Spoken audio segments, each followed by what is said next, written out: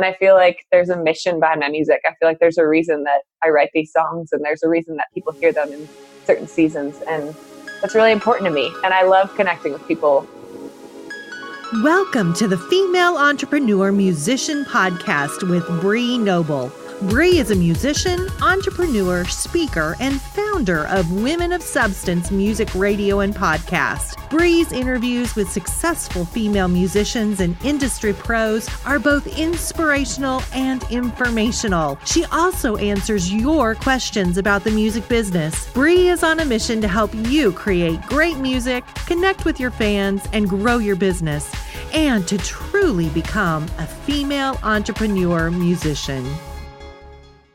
Hey, this is Bree Noble, and you are tuned in to the Female Entrepreneur Musician Podcast, where we talk about making great music, connecting with your audience, and growing your business.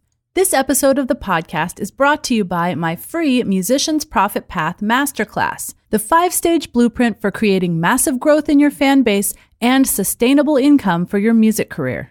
If you feel overwhelmed by everything you think you need to do for your music career, or you've watched other musicians and tried to do what they're doing, but it hasn't worked for you, well, don't worry. That's why I created the 5 stages of music career growth. So you can figure out where you're at right now, learn exactly what you should be focusing on and what you shouldn't be focusing on so you don't waste time and money. I also give you benchmarks to reach in several key areas like live performing, fan base growth, social media, recording, and more. So join me for my free masterclass, The Musician's Profit Path, over at musiciansprofitpath.com. Today, I'm interviewing one of my favorite indie artists, Jenn Bostic.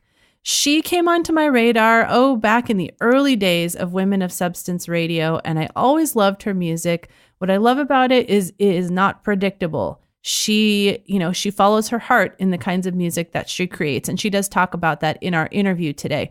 So let me tell you a little bit about Jenn Bostic. Jenn Bostic is a pop gospel soul artist based in Nashville, Tennessee.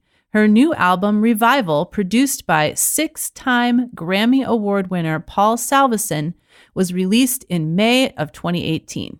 She is currently nominated for International Touring Artist of the Year, International Album of the Year, and International Song of the Year at the British Country Music Association Awards. Here is my inspiring interview with Jenn Bostic. So that's a little bit about Jenn Bostic. So Jenn, is there anything about you that's a little more unique, personal, something that's not in your bio that you think our listeners should know? I think that when you're writing a bio, it's nice to always kind of talk about the highlights, just like we see on social media. Everybody's kind of playing their highlight reel. But it's been a struggle. I've been an independent artist for the last decade. So that comes with a lot of challenges. That comes with how am I going to pay for my next record? That comes with, am I really doing the right thing with my life? And so I think that the struggle part of it, I really played into on my brand new album, Revival. I vulnerably shared my heart in a song called Faint of Heart. And it's been really beautiful the way that people have connected with that song and also started to share their stories of, this is whatever career they're in, like, this is my dream. This is how I'm chasing it. And it's not easy. It's not all, glitz and glam. There's a lot of hard work and pain that goes into it as well. Yeah, absolutely. I mean, that's one reason I wanted to create this show, because obviously we can't be saying those things in our bio. We have to sound like a true professional and everything. Right. We've got everything, it's all working like clockwork over here, but in the background, we're like a mess, but we can't put that out there. So that's one reason I wanted to create this show, is to be able to let artists share like what's really going on in the background, so that people that are just starting out or that are in one of those struggling spots can hear that and be like, okay, I'm not alone. I'm not crazy. This is a normal experience for an artist and I will get through this. So thank you for sharing that. And we'll get a little more into that in a minute, but I wanted to find out just your background on how you got started in music and how you got to where you are today. Yeah, music has always been a big part of my life. My parents were both big supporters of the arts. I unfortunately lost my dad, like my bio says, in a car accident. And so that, like, songwriting was my therapy. So I started kind of performing when I was young, just for the family. Anytime my parents would have people over, I would, want to sing a little song, or I'd write these random little musicals and perform them for my mom. And So it's always been in me, but I think that kind of going through the trauma of loss, that really pushed me into needing to write songs. And it became less of a thing I wanted to do and more of a thing I had to do in order to move forward with it's just, my outlet, what I can do to move forward. And so that's after I lost my dad, that really kind of music became it for me. And I wanted to study it. I wanted to know everything about it. I did music education. I studied music education in college. And that was because I saw how much music had helped me. And if I could help somebody else figure that out for themselves, I really wanted to do that. And I loved I was the dance captain in show choir. So I love that leadership role of bringing things together and seeing them come to life. So I have used it a little bit, but upon graduation, I decided that I had to go for performance and record some albums. And that's where I'm at now. It's interesting that you kind of approached it almost from music being your therapy in the beginning, and that's why you wanted to pursue it. Absolutely. And it remains, it's still my therapy for sure. But obviously you knew at this point you had talent and you had studied music enough to know that it wasn't just therapy, like you could actually use that therapy and create a career out of it. Yeah, I think since I lost my dad so young, I think I was figuring it out at that time. But now I've kind of realized, the songs that I'm writing are connecting because they're honest and they're, I'm writing from what I know. And so that's very real. And so people are connecting with that. And that's given me the confidence to continue to do that and pull at things that maybe are difficult for people to talk about. Just like you said, you want people to know that they're not alone. And that's what I needed to know in so many seasons of my life. And that's what my songs remind me. That's awesome. So at this point, do you consider yourself a full-time musician, or do you have some other kind of side hustles and things that you use to bring in the bills?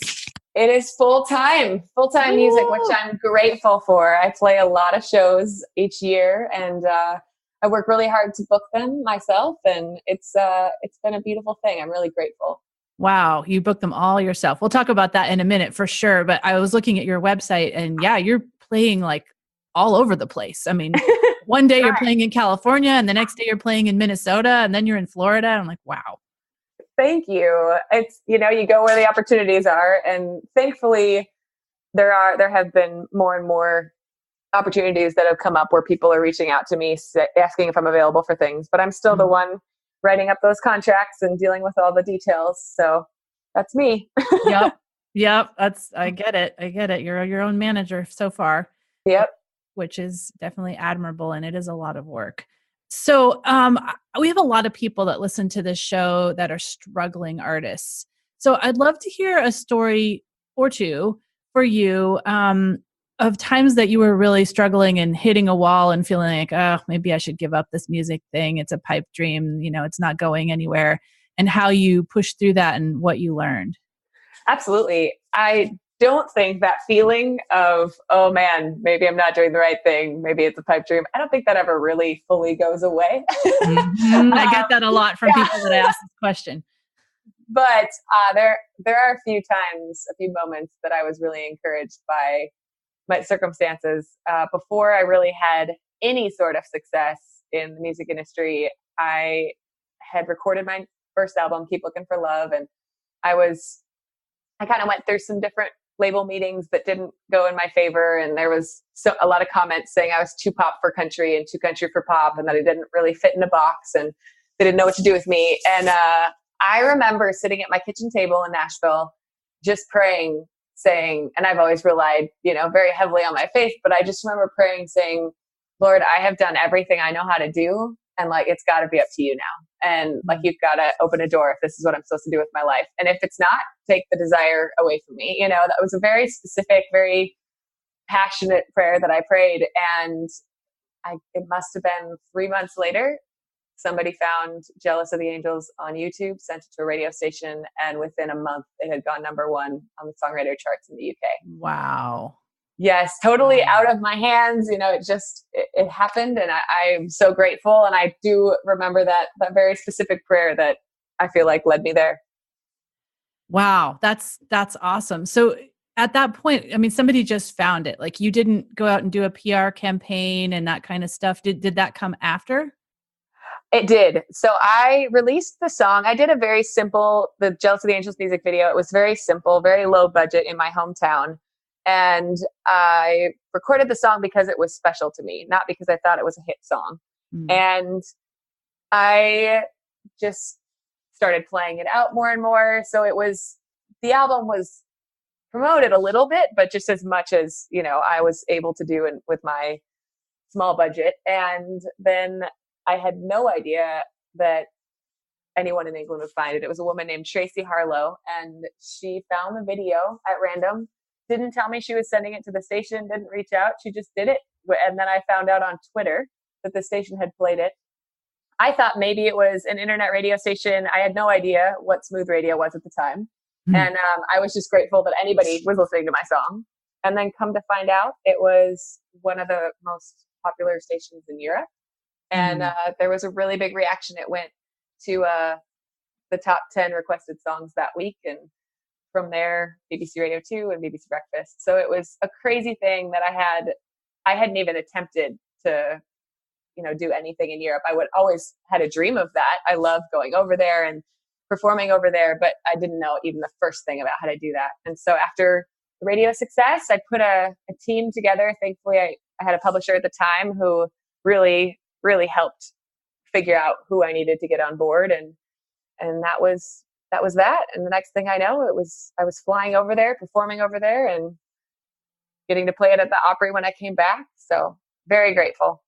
Wow. Yeah. That's when I think I discovered you, is maybe after that. And you had, done some PR then for the song in the US. Yeah. And man, I was like, this is just a great song. I remember I picked it up right away for the station. Oh, thank you. And I had this question here, like, how did you get so popular in the UK? I think you just explained that. And you obviously must have continued to nurture those relationships over there over the years, because I see you winning all kinds of awards over there. And yes, it's been amazing. I have continued to go back a few times each year. And I do think that, especially with art, go where you're celebrated, go where the art is appreciated. And not that it's not appreciated in the States, but it's a different caliber there. And so I have continued to just make that a priority. And yes, I feel really grateful. I won the International Touring Artist of the Year for the British Country Music Association Awards last year.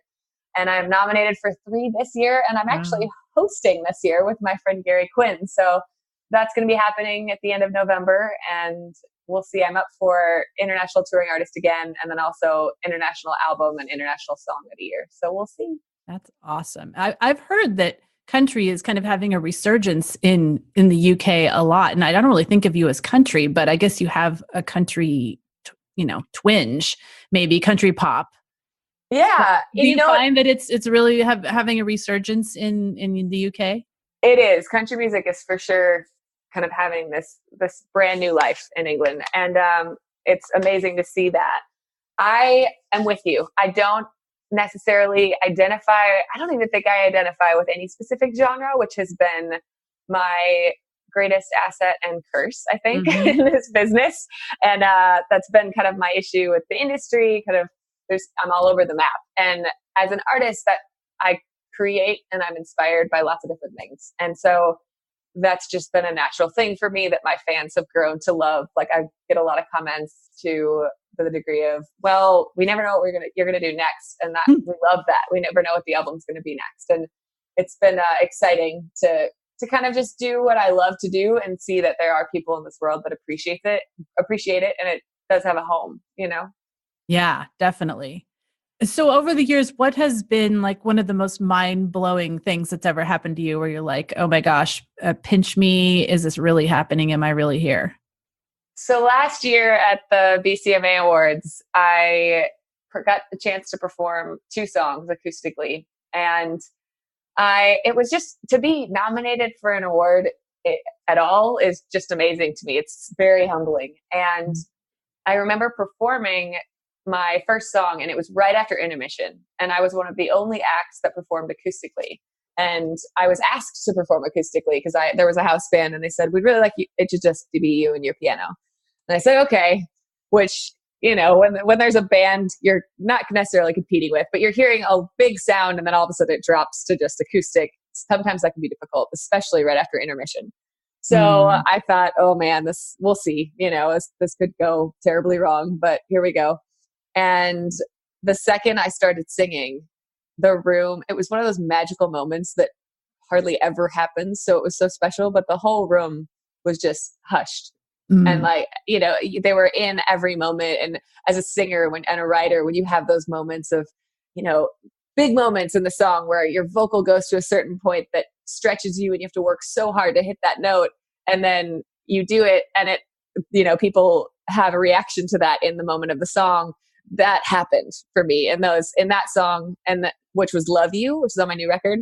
And then I sang Jealous of the Angels, and I got a standing ovation that wouldn't quit. Like, they just kept standing. And like, I had to go back on stage and bow again, which those moments don't happen for me. So when they do, it's like, just unbelievable. So I thought to myself, this was before I was awarded the International Touring Artist. I thought, oh my goodness, I don't even care if I win. Because like that moment was like, gave me so much life. Yeah, that was the win. So that was a moment that just was so special to me that I'll never forget that feeling. And then performing on the Opry for the first time, I don't even remember what happened in those, 6 minutes, because it was just a dream, so that was incredible as well. There's been a lot of highlights, and I'm really grateful for all of them.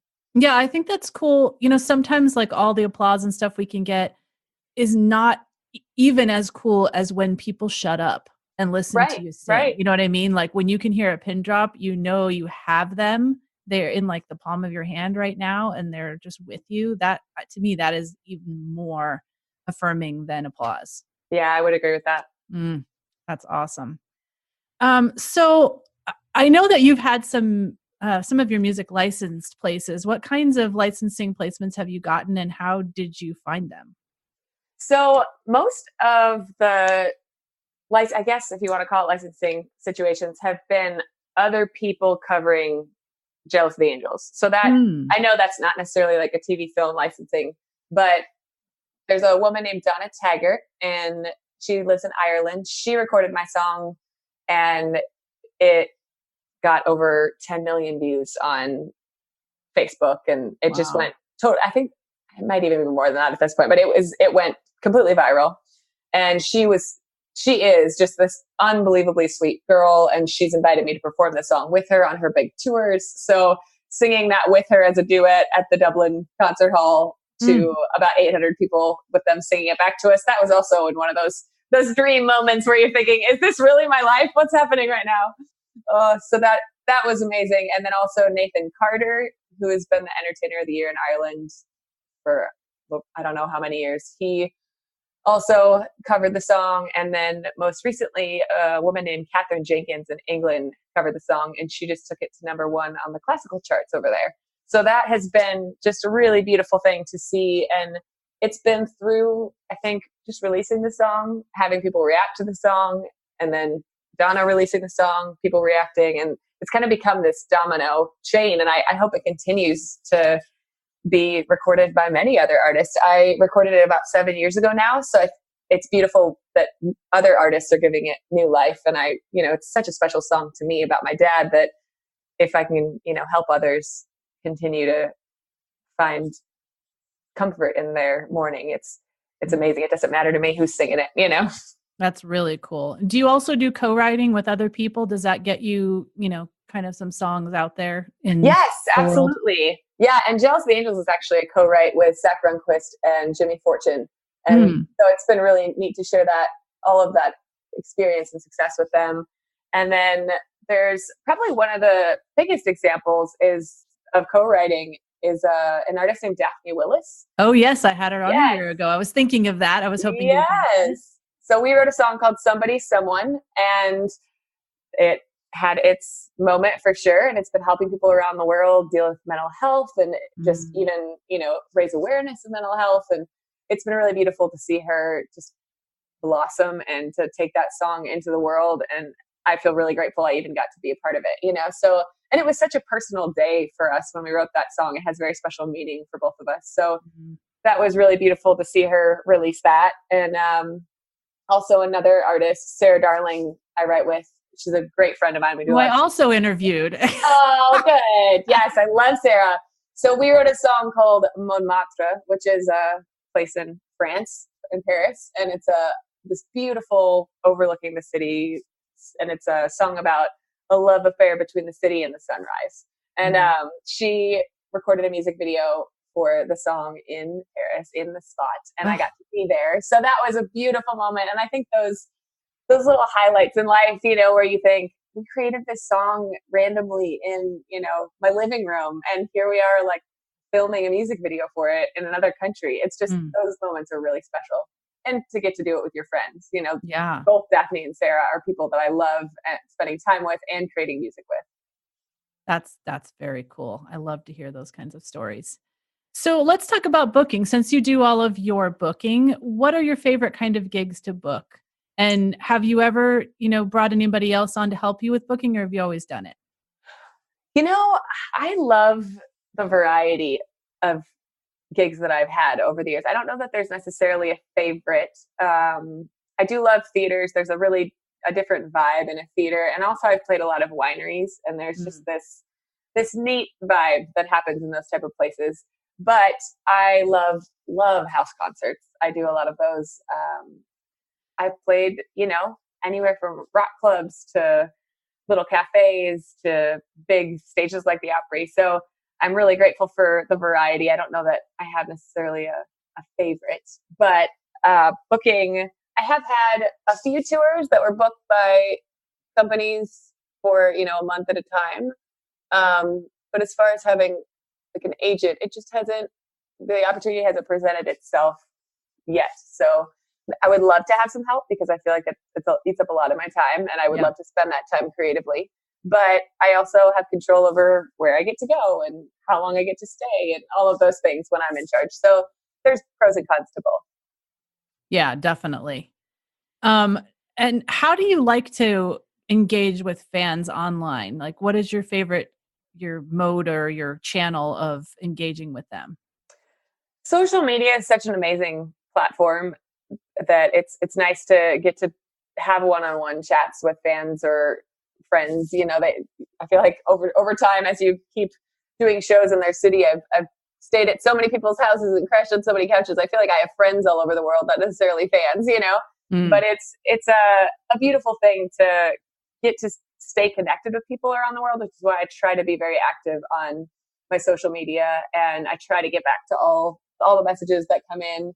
Instagram and Facebook are probably the two that I use most, but it's I try to use as many of them as possible, and then I try to send out newsletters, just keep people updated. I think it's, just as you would kind of check in on a friend, I kind of check in and say, hey, here's what's going on. I think it's a nice thank you for people that have been so supportive over the years.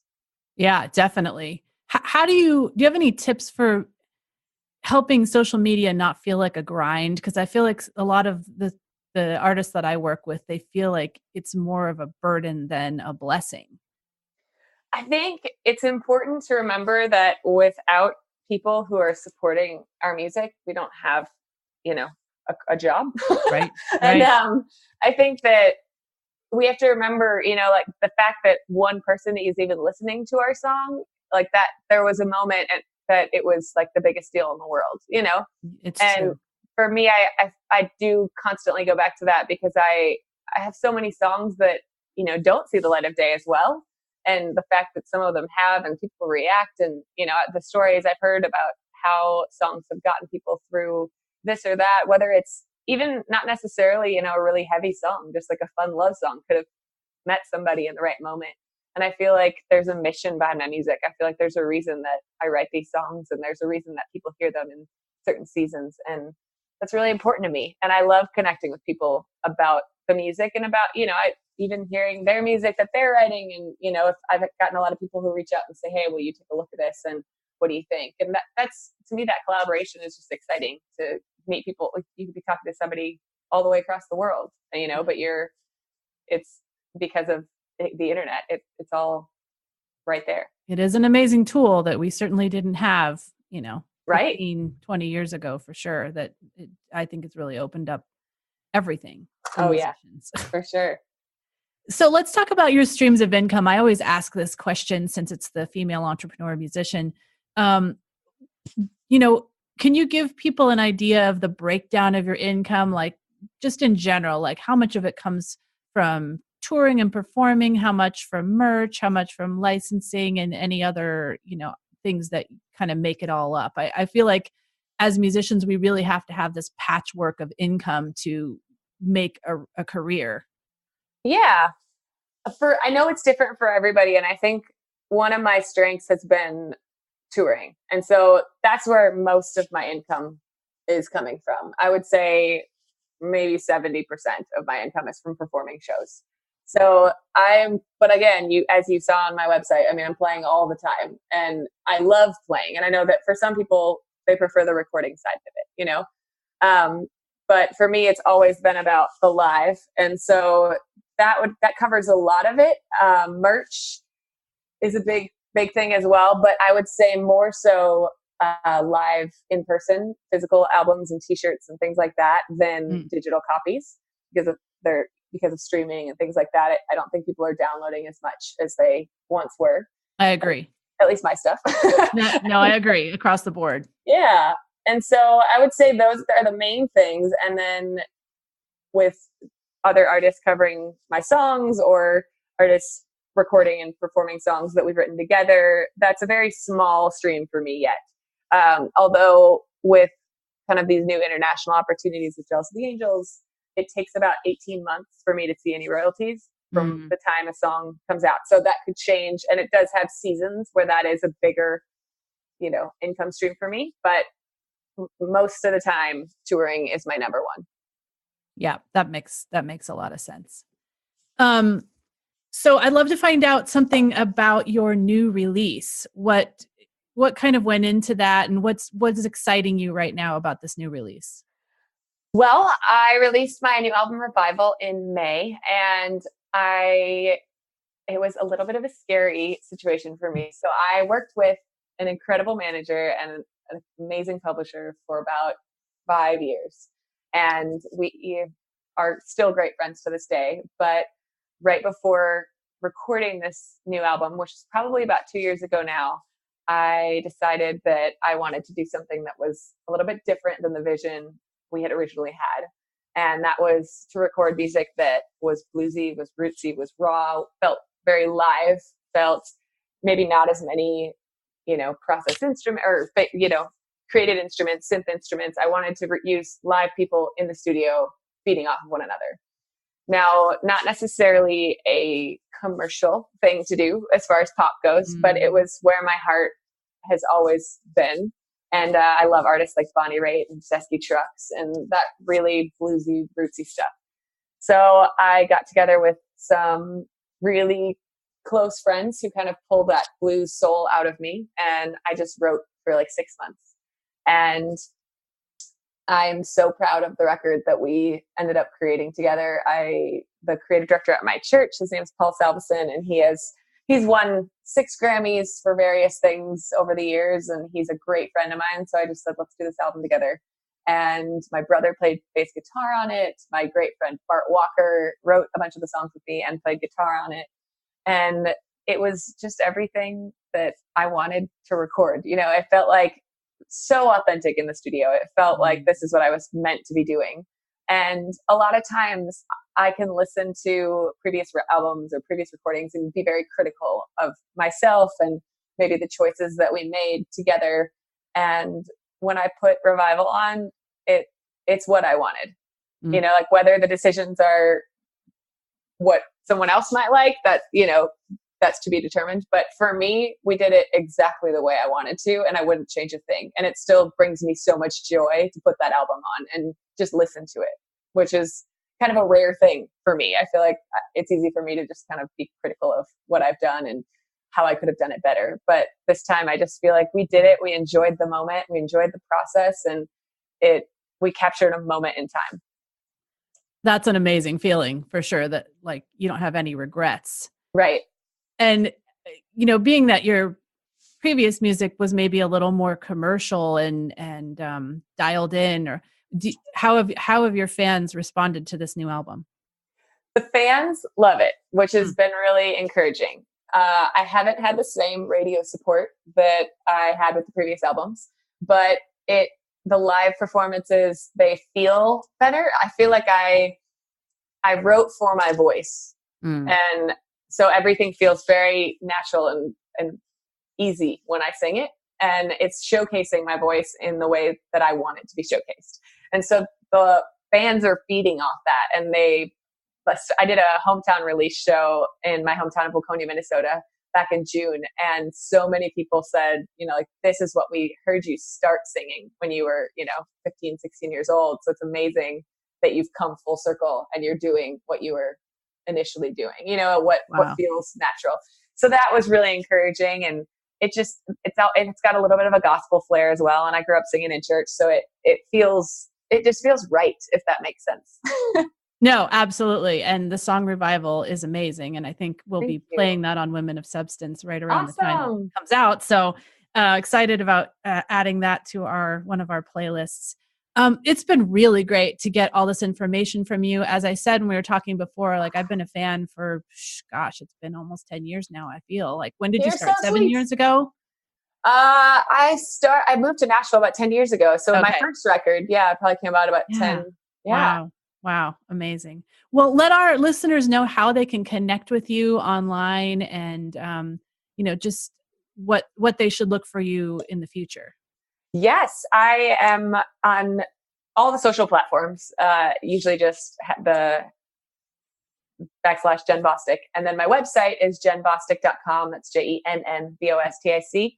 And I am always looking to chat and connect with fans. So I would love to hear from people. And I can't say too much about it now, but I do have a new project in the works, and I'm really don't we always as artists, right? Yes. So it'll probably come out sooner rather than later. So keep an eye out for that. But I will continue to push the Revival record as well. And I'm excited to keep sharing the world. Cool. And you guys definitely connect with her. She loves house concerts, so maybe she'll come to your town. You never know. Thank you so much, Jenn. We really appreciate all your insight and just opening up all the experiences that you've had as an artist, good and bad, for our listeners today. Now go out and make great music, connect with your fans, and grow your business. Female Entrepreneur Musician has been brought to you by FEMusician.com and FemaleMusicianAcademy.com. With editing by Jen Eads of 317 Sound Design and music by Stella Ronson.